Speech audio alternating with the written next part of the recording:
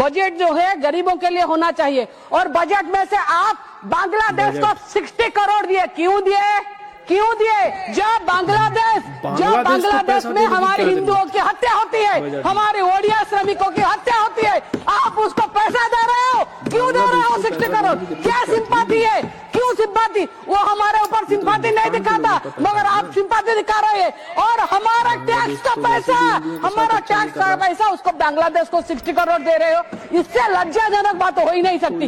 हमारे यहाँ पर ओडिशा में क्या, सारा भारतवर्ष में बंगाली अगर कोई मुसलमान हो उसको चुन चुन के उसको टॉर्चर किया जाता है। आप बांग्लादेश से प्यार कर रहे हैं। मैं तो ये बोलूंगी, बांग्लादेश से हमारे लोगों को वापस ले जाए और बांग्लादेश के लोगों को वहां भेजा जाए, मगर पैसा मत दीजिए, पैसा मत दीजिए। ये हमारा टैक्स का पैसा है। हम मेरी एक समझ में नहीं आ रहा और पूरे देश की समझ में नहीं आ रहा कि आखिरकार बांग्लादेश को 60 करोड़ रुपए बजट से देने की जरूरत क्या थी।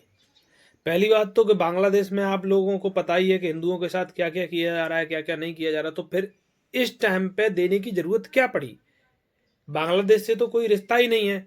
आईपीएल से आपने उनका खिलाड़ी बाहर करवा दिया, शाहरुख खान को देशद्रोही ठहरा दिया था, बल्कि उसका कोई उसमें कसूर ही नहीं था। फिर आप लोग ये क्यों कर रहे हो? आप भी देशद्रोही की लिस्ट में आते हो। फिर तो इतना सब कुछ बवाल हुआ था बांग्लादेश के चक्कर में, तो फिर आपके दोस्त अडानी बांग्लादेश को बिजली सप्लाई क्यों कर रहे हैं?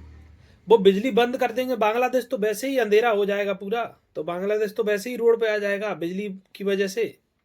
बिजली सप्लाई ना करो। सुना है चाचा ने बांग्लादेश की पीएम को अपने घर पे रखा था, शेख हसीना को, तो क्या वो भी देशद्रोही की लिस्ट में आते हैं कि नहीं?